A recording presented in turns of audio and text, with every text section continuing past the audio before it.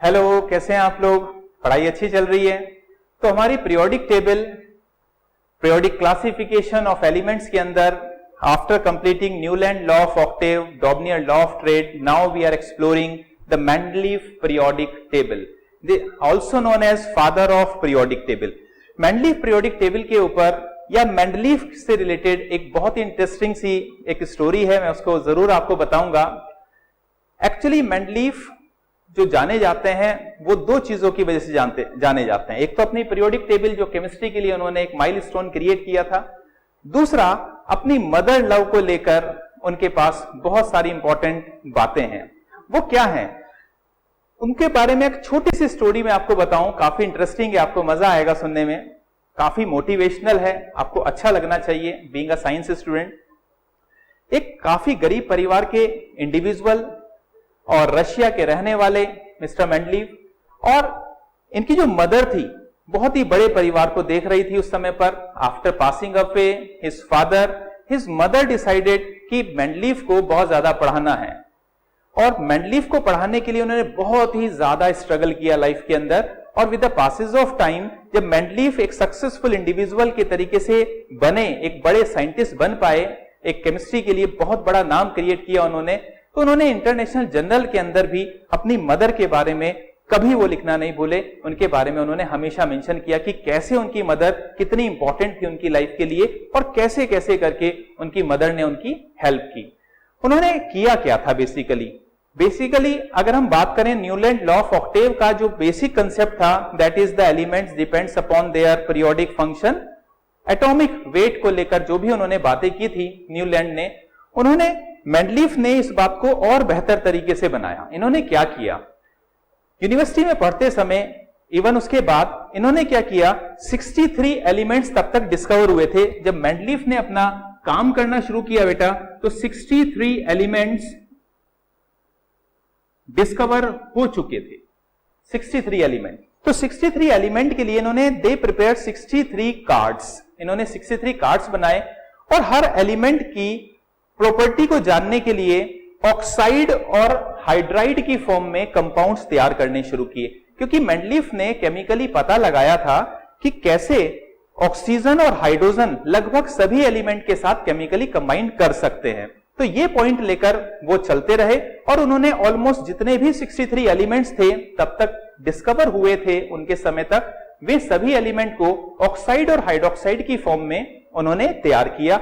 और हर एक कार्ड पर एक एलिमेंट की ऑक्साइड की प्रॉपर्टीज, हाइड्राइड की प्रॉपर्टी और उनकी फिजिकल और कुछ और केमिकल प्रॉपर्टीज को स्टडी करके लिखना शुरू किया। देन व्हाट डे, उसके बाद उन्होंने क्या किया, वो 63 जो कार्ड्स थे उनको एक दीवार पे पेस्ट करना शुरू किया, पिनअप करना शुरू किया, और उनको मिसमैच करते हुए एक पैटर्न को निकाला। उन्होंने ये पैटर्न देखा कि कुछ एलिमेंट्स एक systematic type of periodic function को शो कर रहे हैं, पीरियोडिक प्रॉपर्टीज को शो कर रहे हैं, चाहे वो सिमिलर प्रॉपर्टीज की फॉर्म में है या वो एक फैशन, वो पैटर्न दिखा रहे हैं इंक्रीजिंग या डिक्रीजिंग ऑर्डर की तरीके से। और दिस इज हाउ मेंडलीफ इस पीरियोडिक टेबल को तैयार कर पाए जो अभी आपके सामने है। तो मेंडलीफ ने इसके ऊपर बहुत ही ज्यादा काम किया था, और Mendeleev father of periodic table इसीलिए माने जाते हैं। आज हम इसको बिल्कुल अच्छे से समझने वाले हैं, कोई टेंशन लेने की जरूरत नहीं। ये बड़ी सी पीरियोडिक टेबल तो मैंने इसलिए बनाई so that you can understand it a better way, आपको सारे इसके मेरिट्स, डीमेरिट्स, एडवांटेजेस सब कुछ अच्छे से समझ में आ सके, इसीलिए मैंने एक बड़ी सी पीरियोडिक टेबल आपके लिए मेंडलीफ की बना के रखी हुई है। Myself doctor P K Singhal, और आप मुझे देख रहे हैं हमारे YouTube channel chemistry Pandit Singhal sir पर। तो आइए स्टार्ट करते हैं मेंडलीफ का सफर कि कैसे उन्होंने अपने काम को आगे बढ़ाया। देखिए, मेंडलीफ का जो पीरियोडिक लॉ है काफी इंपॉर्टेंट है, एग्जामिनेशन में भी पूछते हैं। मेंडलीफ का पीरियोडिक लॉ है कि the physical and chemical properties of elements are the periodic function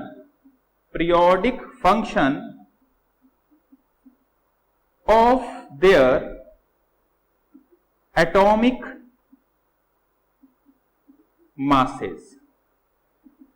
इन्होंने एटॉमिक मास को बेस माना था, हर एक एलिमेंट के एटॉमिक मास को, और इस पीरियोडिक टेबल में इन्होंने सभी एलिमेंट्स को उनके increasing order of atomic mass में अरेंज किया था। इसलिए पीरियोडिक टेबल के अंदर मेंडलीफ ने एटॉमिक मास का यूज किया।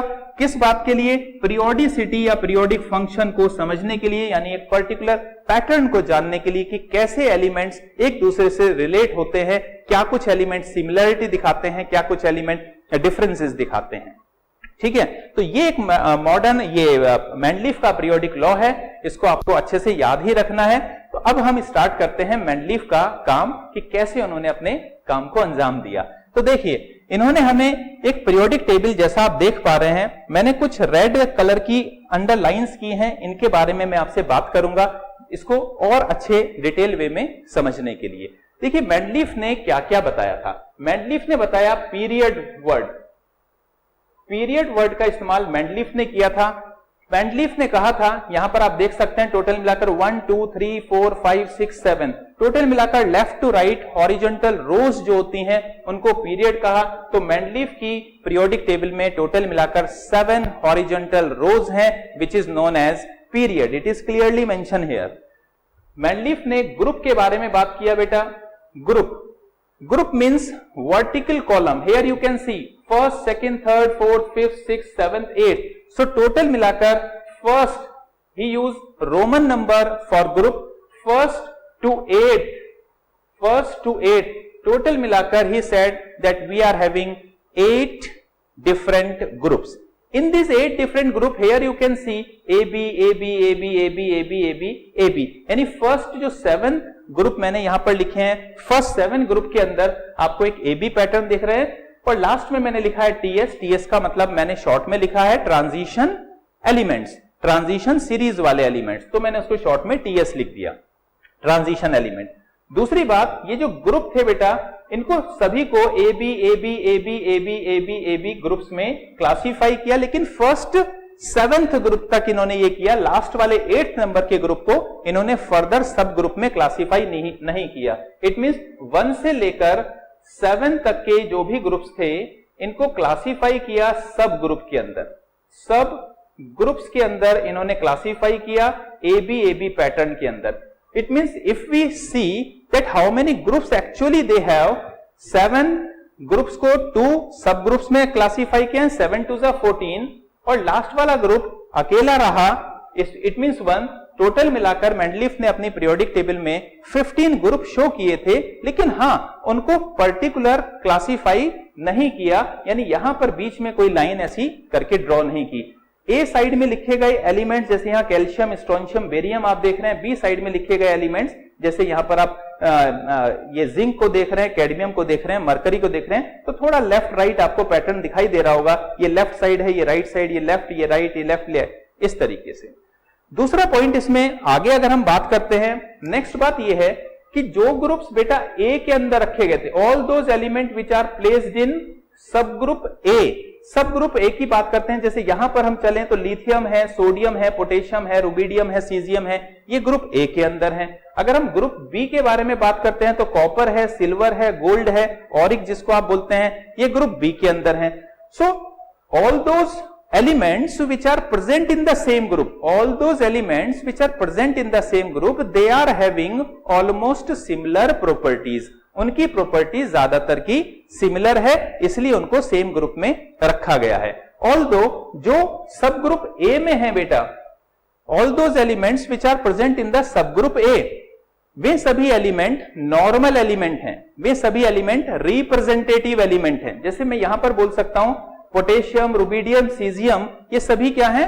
नॉर्मल एलिमेंट हैं, ये सभी रिप्रेजेंटेटिव एलिमेंट है। एंड ऑल दीज एलिमेंट जो कि ग्रुप बी में इन्होंने प्लेस किया, ग्रुप बी के अंदर जहां पर भी आप देख रहे हैं ग्रुप बी के अंदर जिनको प्लेस किया, जैसे यहां पर कॉपर, सिल्वर, गोल्ड, इधर आप देख रहे हैं zinc, cadmium, mercury, yttrium, lanthanum, zirconium, hafnium, all these elements, इनको कहा गया ट्रांजिशन एलिमेंट। क्या बोलते हैं इनको? Transition element. यानी ग्रुप ए के अंदर सब ग्रुप ए के अंदर जितने भी एलिमेंट्स हैं वे नॉर्मल एलिमेंट्स हैं या रिप्रेजेंटेटिव एलिमेंट्स हैं। सब ग्रुप बी के अंदर जितने भी एलिमेंट्स हैं वे सभी के सभी ट्रांजिशन एलिमेंट की कैटेगरी में रखे गए। ठीक है। दूसरी बात, अगर हम यहां पर हम देखते हैं ऑक्साइड और हाइड्राइड, जो मैं आपको स्टार्टिंग में बता रहा था, इन्होंने क्या किया, आर मतलब कोई भी element which is present in this series, ये पूरे के पूरे टेबल में किसी भी एलिमेंट को रिप्रेजेंट उन्होंने किया आर से यहां पर, यानी ऑक्साइड किस पैटर्न के बना पा रहे हैं। ये सभी element all these elements are showing oxide and hydride, सभी ऑक्साइड और हाइड्राइड बना पा रहे हैं।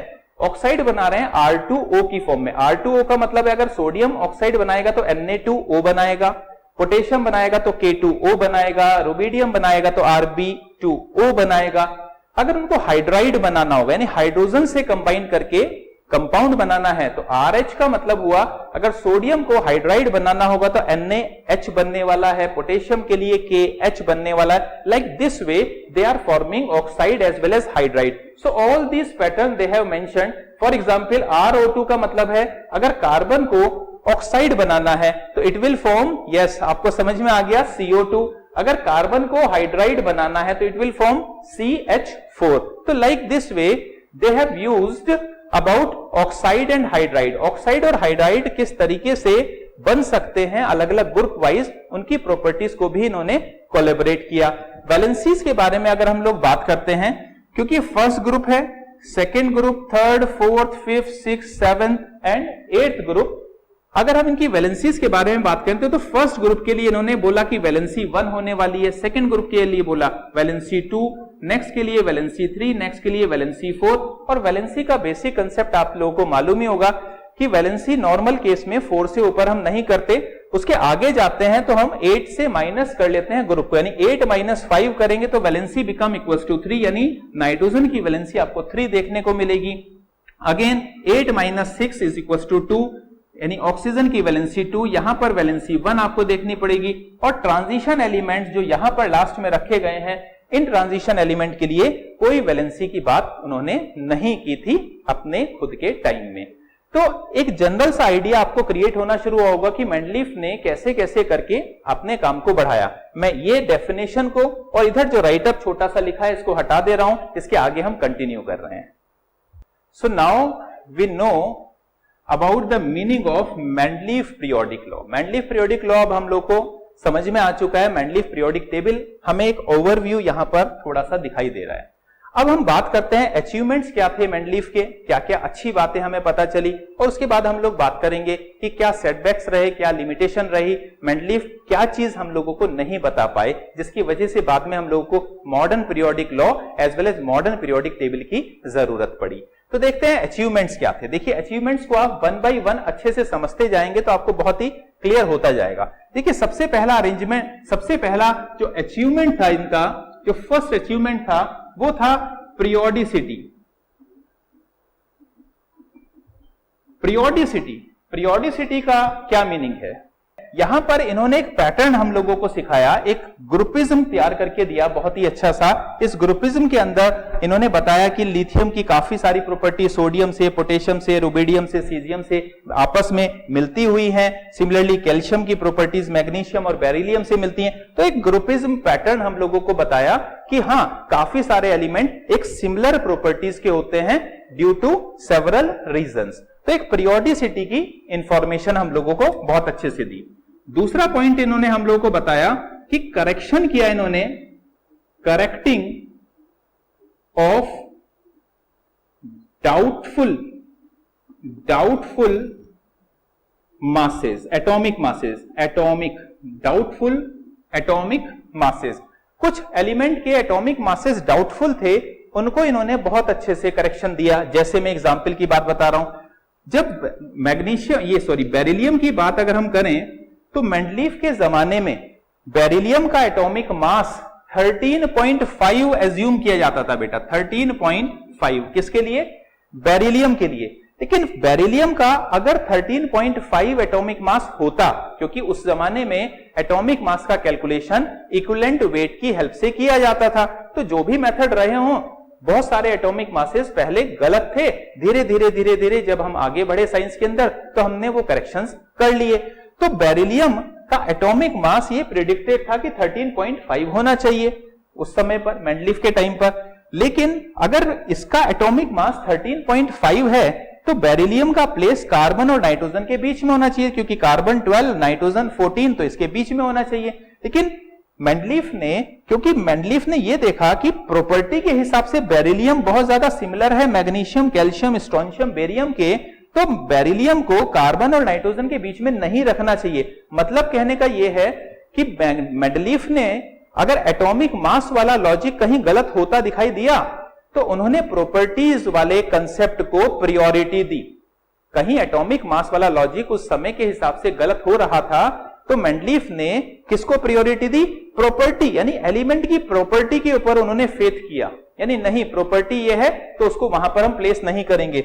और प्रॉपर्टी के अकॉर्डिंग हमें पता चला कि बेरिलियम को यहां रखना चाहिए। With the passage of time, जैसे जैसे समय बीता तो हम लोगों को पता चला कि बेरिलियम का एटॉमिक मास 13.5 होता ही नहीं है। बेरिलियम का एटॉमिक मास आपको पता ही होगा, बेरिलियम का एटॉमिक मास कितना होता है? 9 होता है, जो बाद में जस्टिफाई हुआ कि अरे ये बात तो बिल्कुल सही है। सिमिलरली जब गोल्ड के बारे में और प्लेटिनम के बारे में बात की गई, देखिए ये प्लेटिनम है और यहां पर हमने गोल्ड रखा हुआ है Au, तो मेंडलीफ उस समय पर, मेंडलीफ के जमाने में यहां पर देख रहे हैं प्लेटिनम रखा हुआ है, यहां पर गोल्ड रखा हुआ है। इसका मतलब गोल्ड को पहले और प्लेटिनम को बाद में, इसका मतलब गोल्ड का एटॉमिक मास कम होना चाहिए मेंडलीफ के अकॉर्डिंग और प्लेटिनम का एटॉमिक मास ज्यादा होना चाहिए। लेकिन उस समय पर, मेंडलीफ के समय पर जो प्रिस्क्राइब्ड वैल्यू थी, प्लेटिनम की वैल्यू और गोल्ड की वैल्यू अपोजिट हुआ करती थी। ये बाद में जाकर वेरीफाई हुआ कि नहीं भैया, गोल्ड पहले और प्लेटिनम को हमने बाद में ही रखना ठीक रहेगा। तो इन्होंने काफी सारी जगह, उन जगह पर एटॉमिक मासेस को कुछ एलिमेंट के करेक्ट किया जहां पर काफी सारे कंफ्यूजन थे, बाद में उसको वेरीफाई किया गया। वेरिफिकेशन से हम लोग को पता चला नहीं भैया मेंडलीफ बिल्कुल सही थे। इसके बाद जो थर्ड पॉइंट इनका अचीवमेंट था जो कि बहुत इंपॉर्टेंट था, वो था prediction of new elements. Prediction of new elements का मतलब यहां पर आप देख रहे हैं कुछ ब्लैंक्स आप देख रहे हैं, ये ब्लैंक है जो मैंने रेड मार्क किया है, यानी इन्होंने पहले से ही प्रिडिक्ट करके रखा था कि यार कुछ एलिमेंट अभी और डिस्कवर होना बाकी है, कुछ और एलिमेंट डिस्कवर होना बाकी हैं जिनके लिए इन्होंने पहले से ही ब्लैंक छोड़ के रखा हुआ था। क्यों, ऐसा क्यों सोचा? क्योंकि कैल्शियम के बाद जो टाइटेनियम आया तो इसके बीच में एटॉमिक मास का गैप बहुत ज्यादा आ रहा था। तो इनको लगा यार इतना बड़ा गैप नहीं होना चाहिए, थोड़ा पास पास चलने चाहिए। इस वजह से बाद में डिस्कवरी हुई कि इस पॉइंट पर स्कैंडियम आना चाहिए, बाद में डिस्कवरी हुई कि यहां पर गैलियम आना चाहिए, गैलियम, बाद में डिस्कवरी हुई कि यहां पर जर्मेनियम आना चाहिए।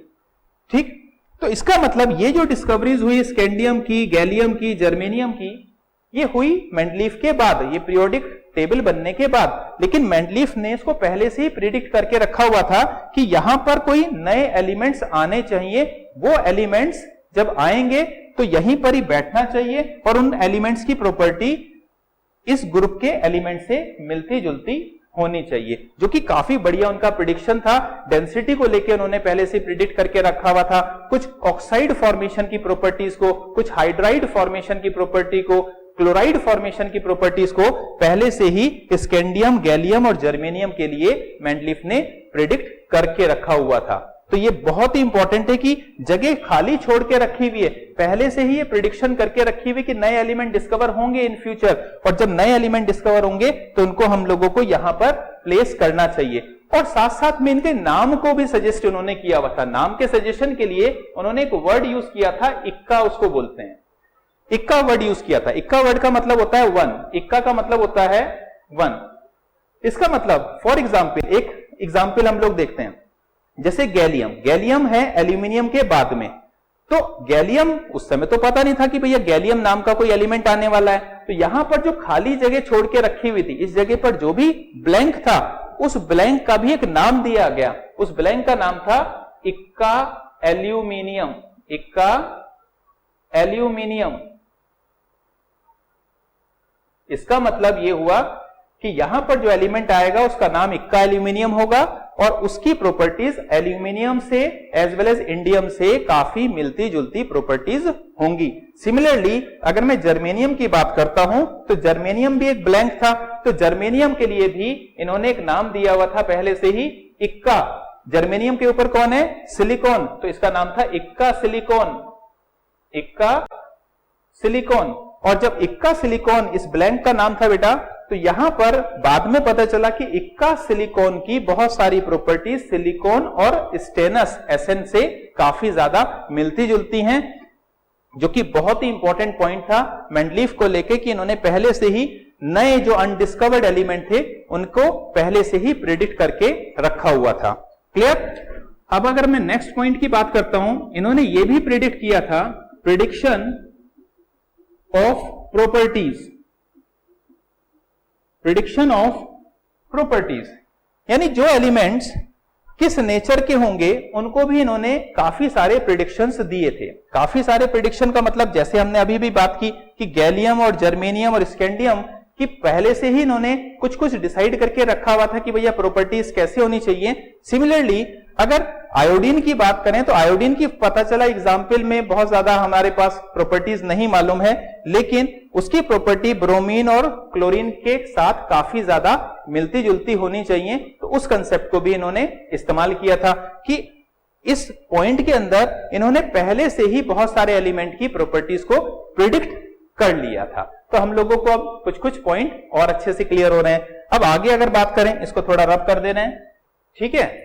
और नेक्स्ट इन्होंने और हम लोगों को क्या बताया था, और इन्होंने हमें बताया कि अबाउट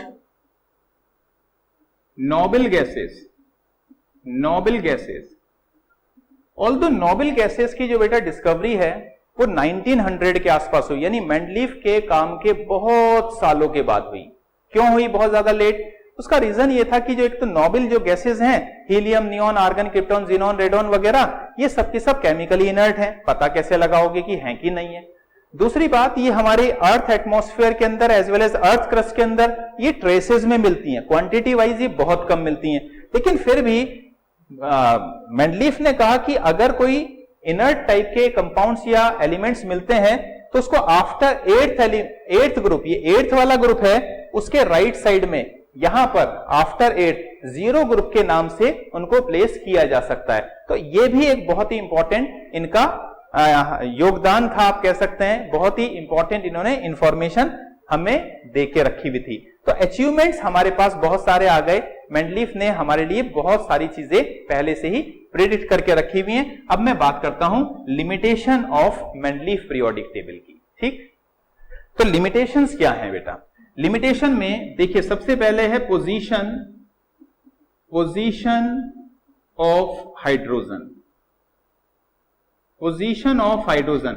मेंडलीफ हाइड्रोजन की पोजीशन, यहां आप देख रहे हैं हाइड्रोजन की पोजीशन को बहुत अच्छे से जस्टिफाई नहीं कर पाए, क्योंकि हाइड्रोजन की आउटर मोस्ट शेल में 1 इलेक्ट्रॉन है। उस हिसाब से hydrogen lithium, potassium, rubidium, caesium, इन सभी के आउटर मोस्ट शेल में 1 इलेक्ट्रॉन होता है। इस हिसाब से तो हाइड्रोजन यही होना चाहिए। बट वी नो हाइड्रोजन एक नॉन मेटल है, तो हाइड्रोजन आयोनिक कंपाउंड भी बनाता है, हाइड्रोजन कोवेलेंट टाइप के कंपाउंड्स भी बनाता है। इसलिए हाइड्रोजन की काफी सारी property in lithium, sodium, potassium, rubidium, caesium से मिलती जुलती हैं, लेकिन बहुत सारी प्रॉपर्टी हाइड्रोजन की halogen, fluorine, chlorine, bromine, iodine से भी काफी ज्यादा सिमिलरिटी दिखाता है। इस बात को मेंडलीफ जस्टिफाई नहीं कर पाए। ऑल्दो एक बात मुझे बतानी चाहिए कि हाइड्रोजन को आज तक हम अच्छे से जस्टिफाई नहीं कर पाए कि पीरियोडिक टेबल के अंदर हाइड्रोजन को कहां रखना चाहिए। इवन मॉडर्न पीरियोडिक टेबल के अंदर भी हम आज तक ये बहुत अच्छे से जस्टिफाई नहीं कर पाए हैं।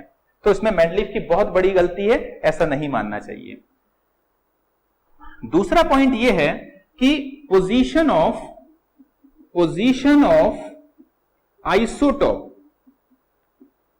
आइसोटॉप हम लोगों को पता है। आइसोटॉप क्या होते हैं? Elements which are having same type of element but atomic number same, mass number different. जैसे हाइड्रोजन है 1,1 भी होता है, हाइड्रोजन 1,2 भी होता है, हाइड्रोजन 1,3 भी होता है। अब यहां आप देख रहे हैं कि एटॉमिक मासेस तो डिफरेंट है। अब एटॉमिक मास डिफरेंट है तो हाइड्रोजन को एक जगह पे क्यों रखा? तो ये एक तरीके से सभी आइसोटॉप को एक ही जगह पे इन्होंने मेंशन किया। अब कहीं ना कहीं मेंडलीफ अपने खुद के लॉ को वायलेट कर रहे थे यहां पर। क्यों? क्योंकि अगर डिफरेंट एटॉमिक मासेस हैं आइसोटॉप के अंदर तो उनको अलग अलग ग्रुप्स में, अलग अलग पीरियड में कहीं ना कहीं उसको प्लेस करना चाहिए था। मेंडलीफ ने ऐसा नहीं किया। सिमिलरली जैसे ऑक्सीजन है, ऑक्सीजन 8-16 भी होता है, ऑक्सीजन 8-18 भी होता है, 17 वाला भी होता है। तो हमें ऑक्सीजन एक ही जगह पर हम लोग रख रहे हैं, ऑक्सीजन को हमें दो अलग अलग जगह रखना चाहिए था। तो मेंडलीफ आइसोटॉप को एक ही जगह पर रख रहे हैं, इस बात को अच्छे से जस्टिफाई नहीं कर पाए कि क्यों ऐसा उन्होंने किया है। नेक्स्ट पॉइंट की अगर हम लोग बात करें, मेंडलीफ ने कहा था कि he is arranging all the elements according to their increasing atomic mass, according to their increasing atomic mass, ऐसा उन्होंने कहा था। जबकि हमने ये देखा कि कोबाल्ट और निकिल, बड़ा इंपॉर्टेंट एग्जांपल है बेटा, कोबाल्ट और निकिल को अगर हम देखते हैं तो निकिल का एटॉमिक मास कम, कोबाल्ट का एटॉमिक मास प्रैक्टिकली ज्यादा होता है। यानी निकिल पहले और कोबाल्ट बाद में आना चाहिए। निकिल और कोबाल्ट की पोजीशन उल्टी होनी चाहिए थी एटॉमिक मास के लॉजिक के हिसाब से, लेकिन ऐसा नहीं हुआ।